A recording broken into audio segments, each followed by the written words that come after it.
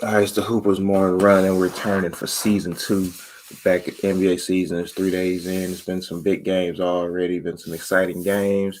I want to say shout out to my brother over here, looking dapper as ever. The vest hoodie combo. Inspired by the chef Raekwon. and Watch a lot of Wu Tang. with that being said, I'm John W. Fresh X. And it's the Hoopers morning run. Like I said, we're back season 2 here on the Off the Ball Network's Facebook page, our Twitter page, and our YouTube page.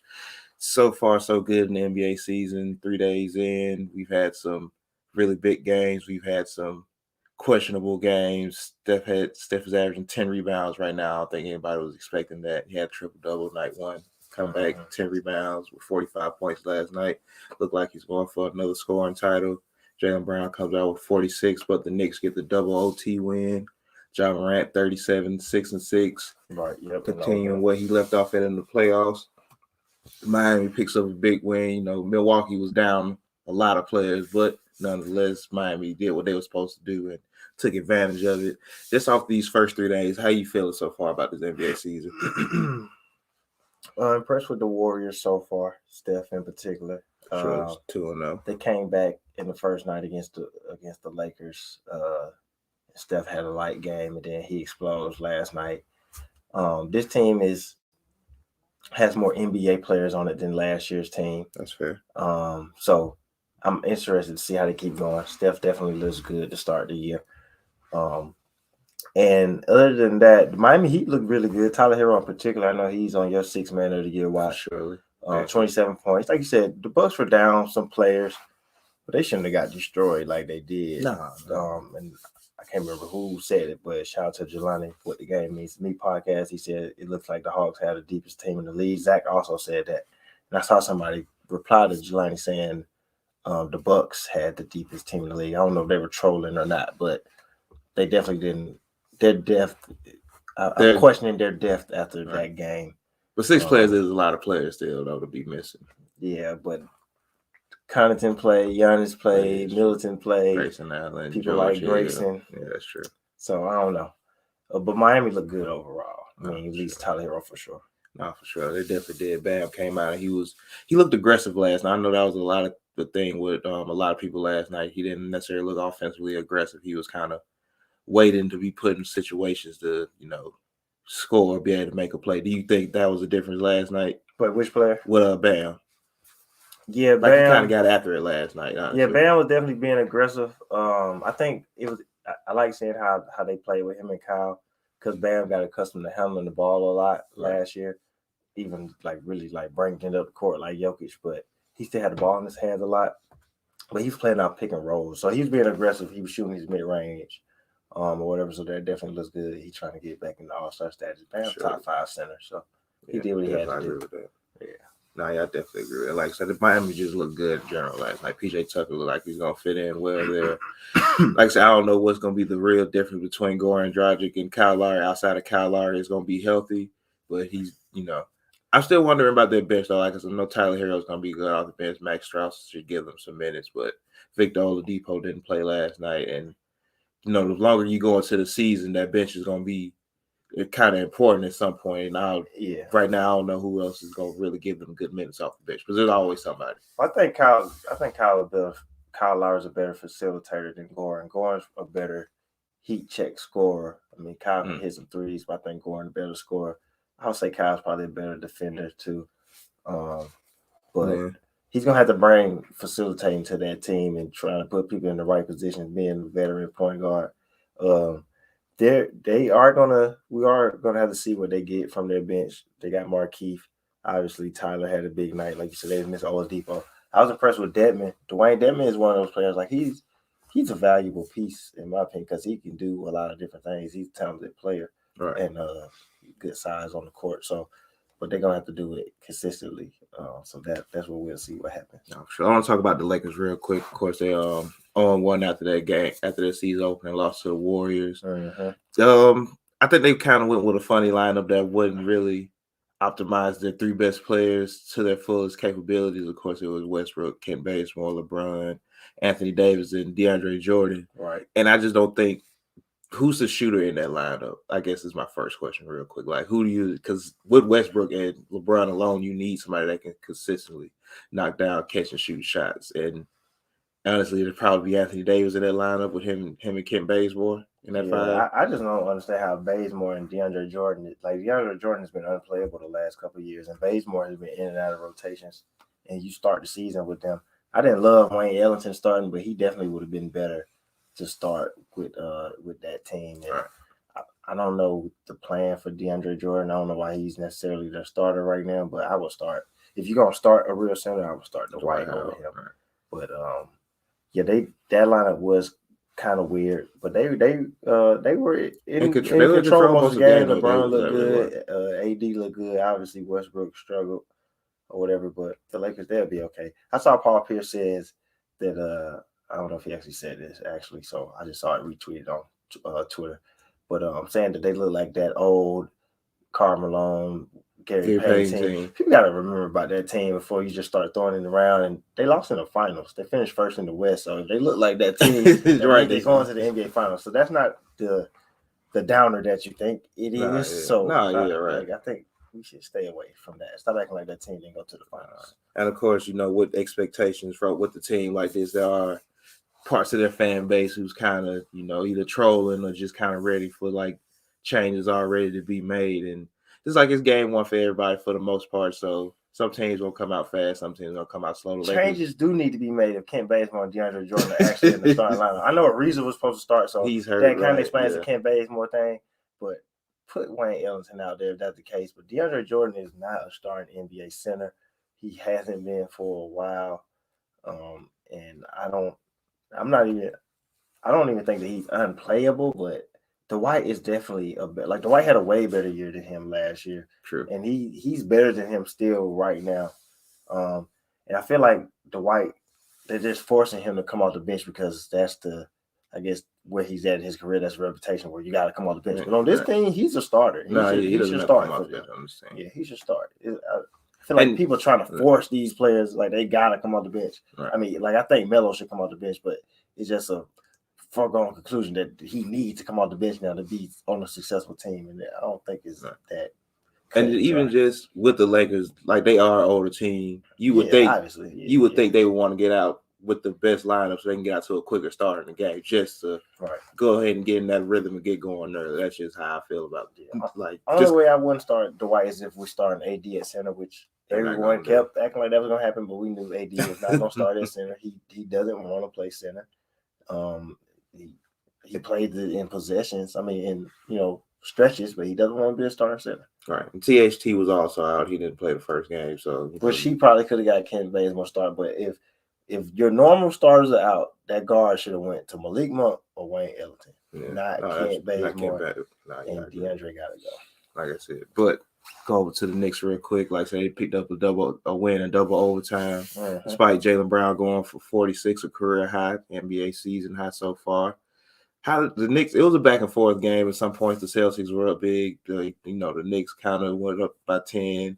They kind of let that slip late, but it's the NBA, so everybody goes on run. But how did the Knicks look overall to you last night? Yeah, everybody goes on runs, but the Knicks definitely was trying their best to lose that game. Julius Randle he had a great game. Fournier, he showed how valuable he is going to be to that team because it was a couple of times where the game was tight, especially in overtime.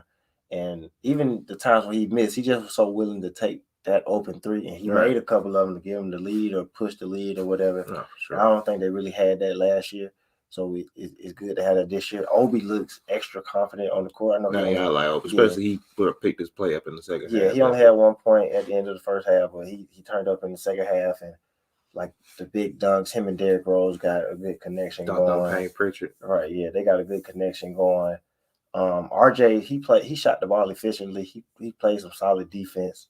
So the Knicks, this team is better. I don't see why people think they're worse than the team last year because you add a few more pieces. Like there's definitely more talent on the team, and that just helps. I just think they got to figure out closing the game. Just kind of forcing it to Julius Randle didn't work, and you should build those habits now so you're not relying on that once you get to the playoffs. But like Mitch Robinson being back, that looks good. Mitch Mitch is a beast out there. I forgot how good he really is. Sneaky. He's just naturally good. He plays his role well. Right. Like I think he could be all-star level at what he can do for real. Fair. So I got him on my defensive player of the year watch this year. Yeah, for sure. And he's just tall and lanky in the paint, but he runs the floor well. He finishes like if he gets it in the middle, he's gonna finish it. And I think that's key. It's just he's gonna finish it. Like a couple years ago, he led the league in field goal percentage, so he makes his shot. So the team looks good. You just gotta figure out closing those games. Kimba had some bad mistakes down the stretch, giving the ball up, and even that one play he kind of left Marcus Smart for the three. He was thinking protect the paint when honestly, if you gave up a 2, you still would have been up or whatever. So no, sure. Yeah, but they look good. They look good overall. It's first game of the season. Jaylen Brown did go crazy, but Jason Tatum didn't. So I think that makes they both didn't do it. One has 46, but the other went 7 for 30. Nah, yeah, definitely. But I think some of Boston role players definitely stepped up last night. Grant Williams hit a couple clutch threes in that fourth quarter to help with the comeback. Romeo Langford, played real good in the first half. Payne Pritchard is he's just a team player. Like I know in that fourth quarter, he got a couple offensive rebounds to help get some more shots up. Like he's just gonna go out there and hustle and make the right plays. I think Boston got a good mix of players. Dennis Schroeder looks better coming off the bench. I want to say that. Like he was 6th man of the year for a reason. We saw him start here in Atlanta and found out he wasn't a starting point guard here. Nobody believed it. They had to see it again. I mean, he did get hurt at the end of the year, to be fair to him, but he definitely looks better coming off the bench. And credit needs to go to Grant Williams. He really was hooping in that fourth quarter. Like he had a couple threes. I think he got that steal for the dunk, I believe. Grant Williams, he was hooping. He was a bucket for Julius Randle though, because when Randle saw him, he thought he could do to everybody what he was doing to him, which kind of messed him up down that stretch. But Grant Williams played well for sure. He definitely showed up. 15-5 for the game too. So, the Bucks championship rings are fire. Have you seen the rings? I did see that rings. Yeah, their rings are definitely dope. Definitely dope. But speaking of the Hawks, you just brought them up. They got a big win against Dallas, and what's the new rivalry in the NBA? Cam Reddish led the team with 20 points in that win. DeAndre Hunter had everybody locked up. Of course, like you said, Jelani, shout out to Jelani for what the game means to me. I already said this is probably the deepest team in the NBA. Shout out from Zach Glass, who also said that as well. When you can have Cam Reddish come off the bench and score 20, when then Trey doesn't have to do that every night. How does that change the whole dynamic on the team before it really gets into the game? I mean, for one, it definitely does good for the team because Trey doesn't have to carry such a big scoring load. Because Cam is probably really could be a starter, but I wouldn't start him over Bogdanovich right now anyway. But that's building his confidence, and the team is better with him on the court and playing that way. And it let Trey just be able to be a facilitator. 14 assists in the game. He still had 19 points. Atlanta definitely is looking like the deepest team in the league at the moment.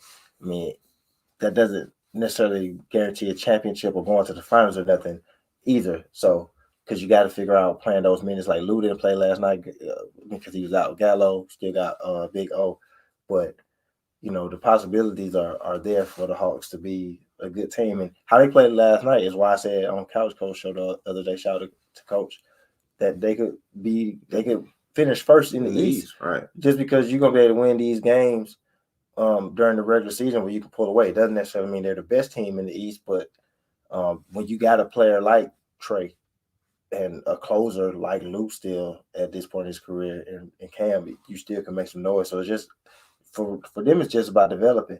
And you can say they don't have the experience, but just like everybody that's back went to the Eastern Conference Finals last year, so they are getting the experience. Right, they have a little bit because they experienced it last year, so they make the Eastern Conference Finals again this year. Not saying they will or they won't, but you make it again this year, you're not feeling the same as last year when it was your first time. We've been here before, so your mindset is really different. You really try to win it, but they definitely look like the deepest team in the league. Dre and Cam did what we thought as far as defense. Like Dre had Luka, he had him locked up. He made him have to rethink about what he wanted to do because Dre is such a big player, right? And he's a great defensive player. I can put that out there. He's a great defensive player and long arms. He just made it tough for him. And then Luka, he will take some bad shots once he, just trying to get himself going. Really. Yeah. And Dallas overall, I said this coming into the season, I don't really love their team. anyway. Tim Hardaway is cool. He had 14 last night. Porzingis got his 11. I expected more out of him, but they're gonna have to do more to help. To help Luka. I don't expect Luka to have 18 every night, but he was near a triple double also. So at the same time, while his scoring went down, he still was kind of doing his thing. But Atlanta pulled away from him because we just was deeper. The shots were falling. Cam was hooping. Like I said, Trey did his thing. Capella 13 rebounds. What else more can you ask for? Right. Yeah. So they all did their thing. Right, and like I say, it's just day one, game one for a lot of teams. What do you think Jason Kidd needs to do in these situations? Because it's going to happen at some point. You got to play other great wing defenders. At some point, you got to play Paul George and the Clippers. You got to go play Utah, who's always great defensively. You're going to have to go play Phoenix, who have great wing defenders. Jason Kidd, I know this is his first time coaching, but having a player like, I don't think he's ever had a player of Luka's talent as a head coach like this. Yeah, because he got early Giannis before Giannis became MVP. So, what did you think? Like, this is like one of those things where we're going to have to see Jason Kidd make adjustments as the season go on to help Luka just free him up a bit. You can't have DeAndre Hunter just sticking on him like that. Right. That's where having someone else that can handle the ball and moving Luka around, using his size, because it's not. I mean, even if he was a smaller guard, you still move him around. But it's move him around and put him in different places on the court.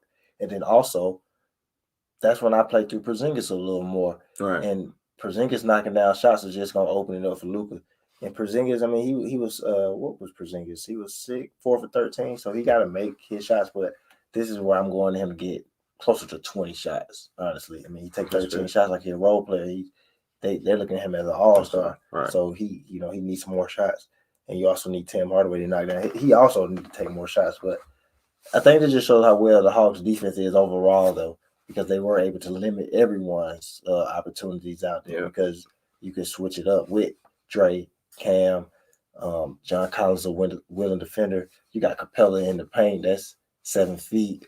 And his arms are always up. Right. No matter what people think about him as a defender, I think he's solid. He should have been all defense last year. And then they play good team defense overall. I mean, people could complain about Trey. Obviously, Trey isn't locked down, but he gave some effort, and that's all you can ask for from a small guard. Just giving him a pass and say, "Oh, he just can't defend because his size isn't good enough." It's just about giving the effort. Right. And he gave the effort. So the Hawks defense was also on point. I'm not even gonna put it on Dallas just not taking shots. Their defense was on point, which looks good because we know the offense is going to be dynamic. No, surely. The Minnesota Timberwolves is one of the interesting teams. I think they have a lot of young talent. I know a lot of people saying if their 3 best players would have been healthy a lot last year, maybe they would have been better. But so far, and after game 1, Anthony Edwards had 29. Karl-Anthony Towns had 30 and 10, 2 steals, 2 blocks. Yeah. D'Angelo Russell had 22 and 7 assists. Mm-hmm. 4 for 8 for D'Angelo Russell. He seemed more like, and I know coming into the NBA, people saw him as more of a playmaker, especially coming out of the pick and roll and finding open shooters and open rollers. Do you think this is I don't think people talk about them as a good young 3, and I think Minnesota has a good young core overall. They just don't have any direction right now, or they haven't. Do you think Minnesota, this is the year they can be more competitive? I'm not going to ask if they can make the playoffs, but do you think with the play-in? They should make the play-in game. Okay. You got Karl-Anthony Towns, who I think, if you just look at talent alone, top 3. He's a top 3 center in the NBA, and he's really probably a top 20 player just off of hooping alone. Right. He's a top 20 player. Sure. It's when you add the other success when you really debate it. But you got them. If D'Angelo Russell's healthy, he's made an All-Star game, and I think he's like his 22 isn't a fluke. He can do that. He can go 4 for 8 from 3 every couple games or whatever. And he is a good facilitator. And then Ant-Man is a scorer. Like, I expect him to average 25 this year. He's going to be a scorer because you're going to go to Cat as their first option, obviously. And D'Lo is going to facilitate the offense, but Ant is going to be out there to shoot. Like, he took 20 shots last night. The first game. 21. I expect him to be around 20 shots, close to 17 to 20 shots a game. He's going to get him about 25 points this year. But they should, and then you don't want to forget they got Josh Okogie, who Josh is great. He played for the Nigeria team, Georgia Tech. But he's a great defender, and he's a good team player overall. He does what he has to do offensively. But They got Malik Beasley that can get them some scoring off of the bench. Yeah. They have some things there. And when you have 3 players that are not saying they're all going to be all-stars this year, but they could all average 20 this year. They could all be all-stars. Not that they're all going to be the all-star. Be all-star. Right. Cat is definitely going to be all-star this year. Like, he's not going to miss the game again. D-Lo, depending on the success, him and Ant might fight for another one. If you're at the bottom of the standings, you're not getting 2 all-stars. But if Ant's out there averaging 25, you're going to talk about it a little bit. If D-Lo's giving you 20 and like 7, you're going to talk about it a little bit. Surely.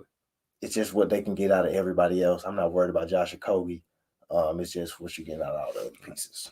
So right. Yeah, they should be playing. I'm not even saying that they should make the play-in, but Minnesota shouldn't be at the bottom of the league. They shouldn't have the worst record again.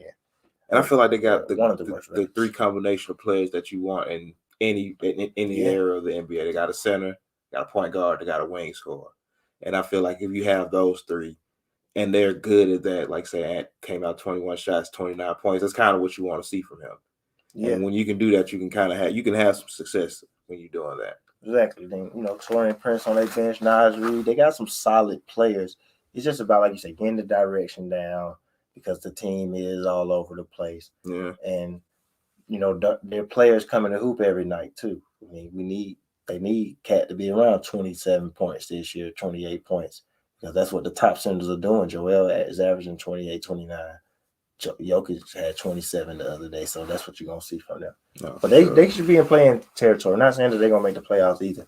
No, you never know. It's a long season. Like I said, it's just game 1. You never know what can happen. Man, I don't care what it is. I hold great players accountable for winning. Not saying that they should win. Like Cat is not going to. You're not going to carry a terrible team to the championship. But just being trash year in and year out, you got to stop at some point. Yeah, great players compete for the playoffs. No matter how bad your team is, they compete for the playoffs. Because if you got 3 players that can give you 20, one of them giving you close to 30, like they can easily give you like 80 points a night just off of them 3.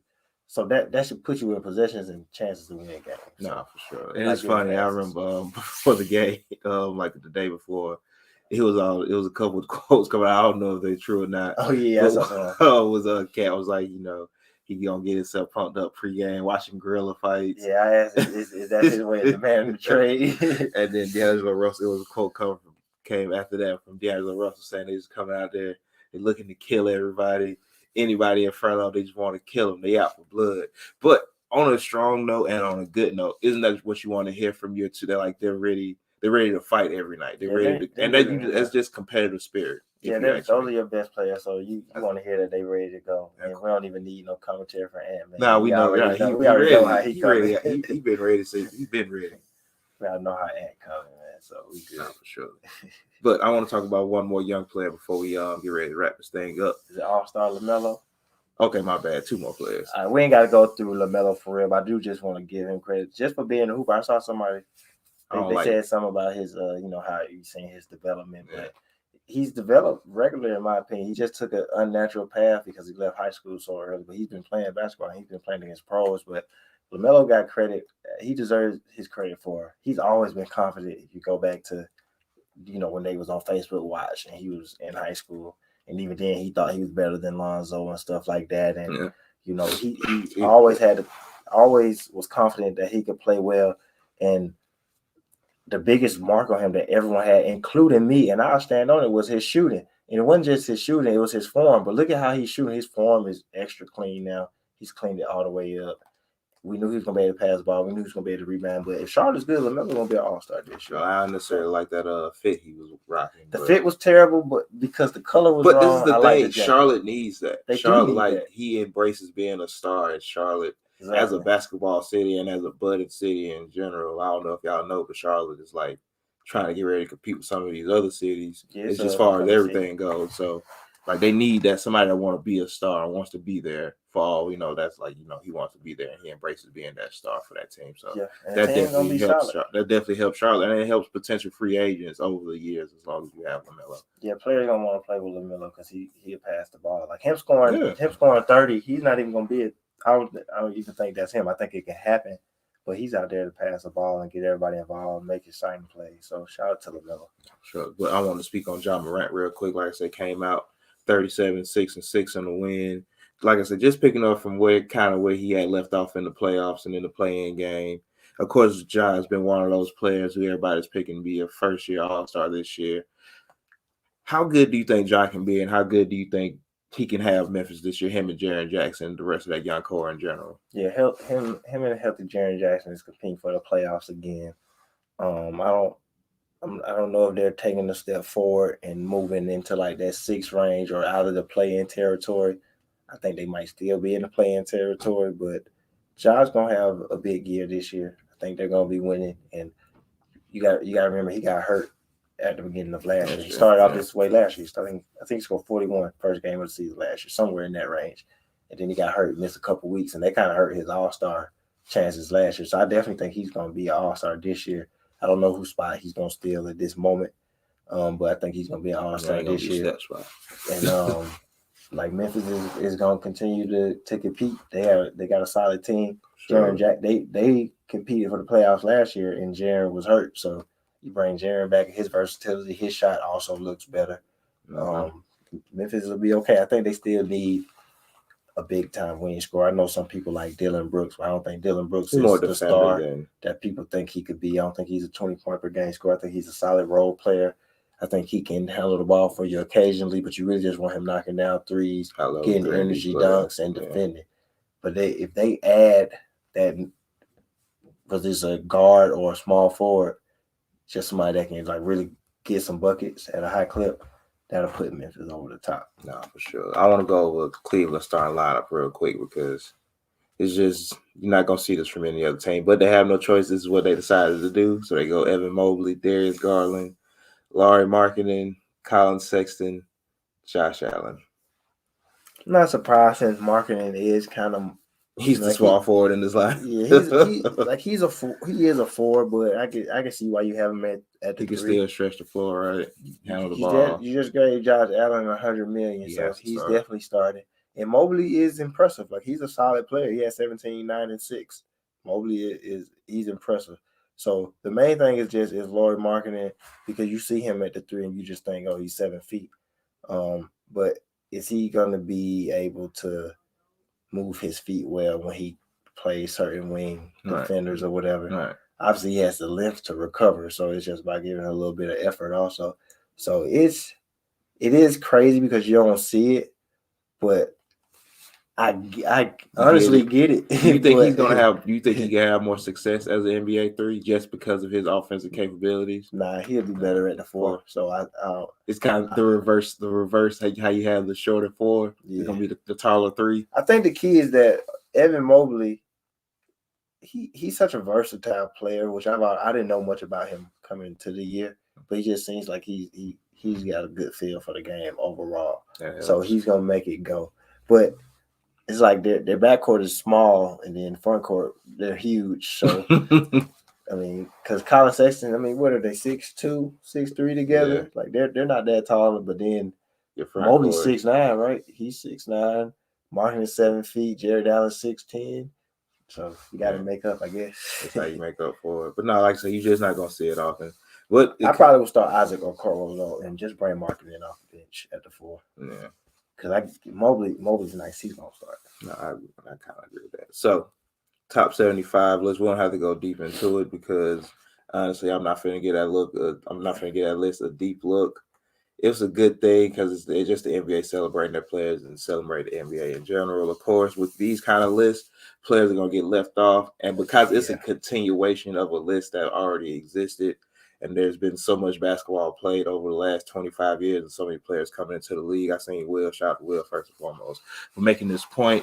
There's no way you could fit 25 more additional players on the list where you have past players who didn't make the list and new players who should be on the list. So people are going to get left off. People are going to be unfairly left off. Some people are going to make it that probably shouldn't make it because, honestly, everybody has a different criteria when it comes to these things. So what one person might be thinking, another person might be thinking, what the people making the list are thinking, is it going to be what the people who's reacting to this list are thinking? I guess what do you just think about the NBA just celebrating, doing something like this? Like this isn't, I'm pretty sure baseball and hockey and the NFL, no. I don't know. I don't really pay attention. I wouldn't pay attention to it. So They I don't don't do know. it for real. Only the NBA, because the NBA has always celebrated its players because that's what's pushed the league forward. And the NBA has always done that well. The NBA has always been more of a players' league than any of the other leagues. I can't really say hockey because I don't know hockey like that, but the players have always kind of ran the NBA, so it only makes sense that they do it. I agree that it's tough to put players on because it's definitely new players. Like how do you not add Kobe or LeBron to the list as far as new players? Right. But then from the previous list, somebody like Dominique should have been on there. So it's Right. like you got to fit him in. So that what makes it tough. I think overall they got it right. Well, before I say anything else, I think people need to, if you're going to take people off the list, just know, add people on, just know you got to take someone off because then it's not 75. So we can say forever, like, I'm putting this person on, but who you taking off? And that just is what it is. And you can't just immediately say that I'm taking off an older player because you don't know him or you don't understand his numbers because you wasn't there during the time. So you can't just say, like, I saw people saying Paul Rosen shouldn't be on there. And I'm like, what do you even know about him for real? I mean, did you know your history before you really go back and say that? Right. Saw somebody say like take Pete Maravich off. How do you take Pete Maravich out? Like, come on, man. Go do your history. Silly. You can't just take him off. But the only player that I really got a problem with not being on, and I think this is probably how people felt when Dominique didn't make it and he was third all time in scoring at the time, is Dwight. Not he's third all time in scoring, right. But it's Dwight Howard, and Dwight gets the constant blame and ridicule for whatever reason, whether it's people don't like him, they try to go up about his competition or whatever. But Dwight did what he had to do. 3-time defensive player of the year. Sure. I think he's an 8-time All-Star, like 7-time All-Defense, consistent All-NBA. He has a championship. He's gonna be top 10 in rebounds by the end of this year. He's gonna finish top 10 in blocks before he retires, I think. Because he got a couple of seasons left. He's like 13th right now. He's right on the cusp. But Dwight deserves to be top 75. For me, the two players off top that I thought about taking out was Dame and AD. Just because AD still in his career has only made the playoffs 4 times. He has a championship. He's only been in the playoffs 4 times. Last year, championship year, twice in New Orleans. He hasn't made the playoffs his whole career. No defensive player of the year, no MVPs, no finals MVP, no All-Star game MVP. He got All-Stars and he got All-Star appearances, obviously. Right. But I would take AD off and then Dame. I would have took Dame off just because if I'm picking for Dwight, just because he doesn't also have the individual awards. He's consistently made the playoffs more. But I think Dwight is the one player that really stands out to me. But I probably would take those two off, and I would add Tony Parker on there. Also, I think Tony Parker could have made it over Dame, even though I think Dame's a better player. Tony Parker's career right now, I would put him on there because of that. I think I'm not mad with putting Tony Parker on there. He got to find his MVP, championships, the All-Star games. I don't know his All NBAs off the top of my head right now, but Steven actually mentioned Tony Parker to me. Shout out to Steven G Hoops on Twitter. He mentioned Tony Parker, and I was like, yeah, I would put Tony Parker on there. I respect that. But you can't have all these players that are going to go on the list, and you don't know who you're taking off or whatever. But I like the additions. Obviously, Kobe, LeBron, they were no-brainers. Wade, Melo, top 10 scorer of all time. Had to put Melo on there. Iverson, love Dominique finally making it. So I like what they did, and it is tough to add those other players, though. Nah, yeah, definitely. Somebody like Bernard King still gets left off, which I didn't even realize he wasn't on the top 15, right? Yeah, you know what I mean. But who you take off of Bernard? You got to take somebody off. And I always try to be fair and say that even during the All-Star appearance, we have all these snubs, but nobody ever wants to say who they're taking off. So you got to take somebody off. It ain't no disrespect. Just say, it just is what it is. But stop disrespecting Dwight. I don't like. And I find like the Dwight, how he's talked about now, so funny because like I said, I'm not gonna say it was everybody, media or NBA Twitter or wherever you talk sports said, but it was a long period of time where people was questioning, like, when he was still putting up good numbers, and people was saying he was a negative on teams. Right. Just 2 years ago, people was questioning if he was a Hall of Famer or had a Hall of Fame career. Exactly. It's crazy. And I'm not, like I said, I'm not saying that everybody was saying that, but that was a loud conversation. It was way louder than it should have been. And now to see when he gets left off the list, like you say, now is, oh, he's disrespected. Like, the disrespect started when y'all was questioning if he was even a Hall of Famer a couple years ago. And that's, like I said, I remember those conversations. It was like y'all questioned him. Y'all was really questioning his career at that point. So to see him get left off the list, he like say he should have been on the list. You can take 8. I'm gonna say he can have 80 spot. I don't see 80 as one of the top 75 players right now at this point. I'm not gonna lie. And it's just funny to see him not make the list. And now y'all go against it because the people y'all don't like don't have him on the list, basically. And honestly, that's kind of what it comes down to. And I disagree with Kendrick Perkins tweeting that if Dwight Howard's going to be left off the list, Patrick Ewing should be left off the list because they don't even make it. Right. Why? How? Yeah. But like I say, I'm going to look into it. I'm not going to get that deep into it because honestly, who's keeping up with? How do you determine who's the best 75 players ever? Is the real question. It's a mix of their career, their numbers, and their impact of what they did. So the awards matter, the All NBAs matter, and what we saw in the court matter. And Dwight dominated his competition.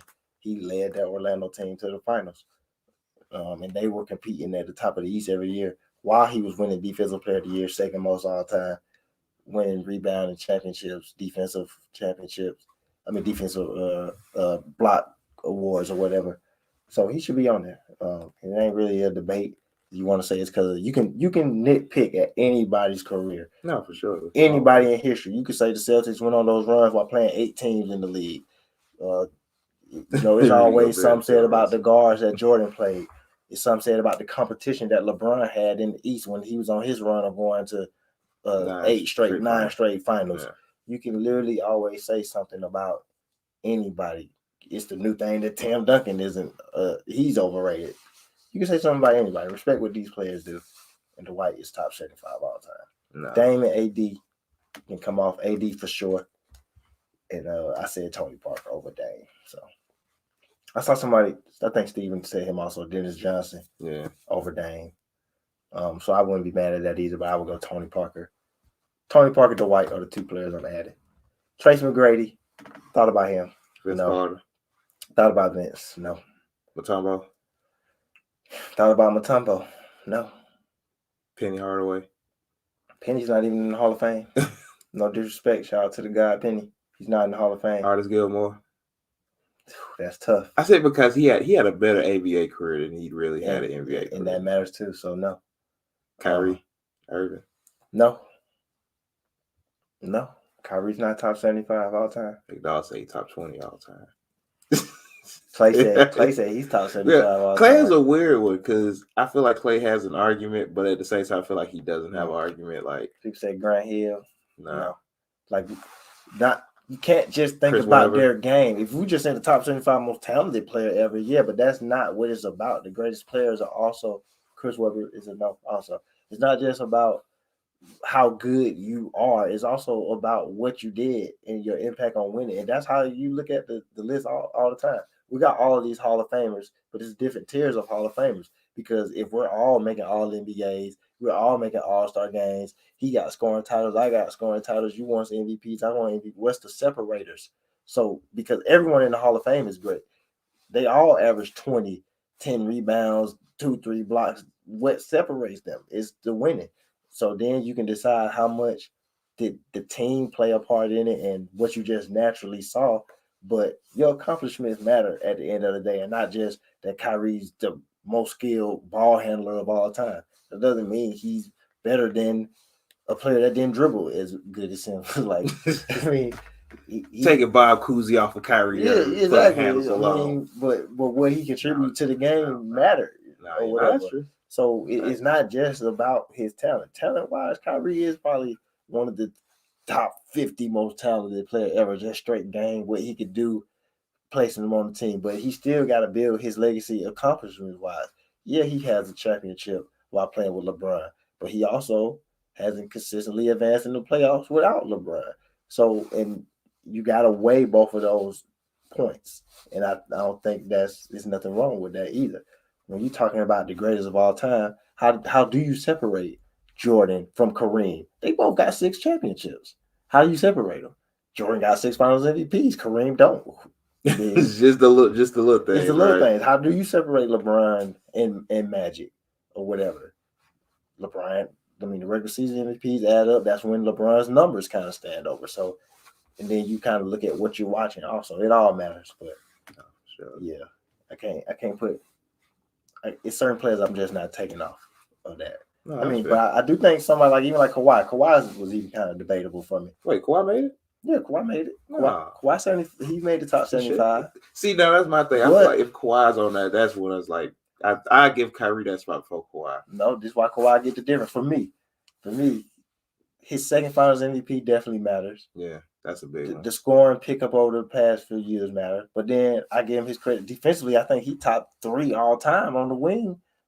Maybe just period. So 2 defensive player of the years as a wing player. I think that's what helps him stand above Kyrie, because Kyrie got all-star MVPs, but that's cool. He don't got no individual awards. But I can't be mad if you do say I'm putting Kyrie in over Kawhi. I can't really argue against it. I just would take Kawhi over Kyrie, because Kyrie is one of the best players ever. So he'll make the 100 list. Don't worry. 25 more years, you'll hear his name.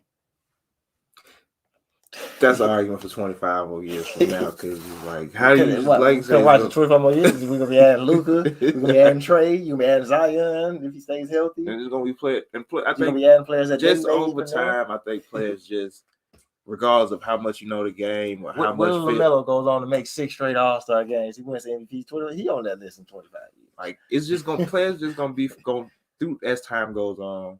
Players are gonna get forgotten. Players are gonna get elevated. Players are going to get de-elevated. I don't know the opposite of elevated, so I'm going de-elevated. Right. But it's just happening. It's a natural thing. So it's fun. The lists are fun. Shout out to everybody that made their own top 100 list. I know Christopher Brown did one. Shout out to Breaking the Game, Ken and Stevie, a.k.a. Stevie Wonder, and Canadian Kenny, who did the top 100 for just the current players. But shout out to anybody that make a list, because I'm not doing more than 10. 15 at the most. I'll do 20 because it's 5. I'll do 25 because it's 5 positions and 5 players. But other than that, you got anything else? Nah, other than that, that's it. As always, appreciate the viewers. Shout out to everyone that watches weekly, every Friday on the Off the Ball Network's Facebook, the Hoopers YouTube, and the Hoopers Twitter page for the Hoopers Morning Run.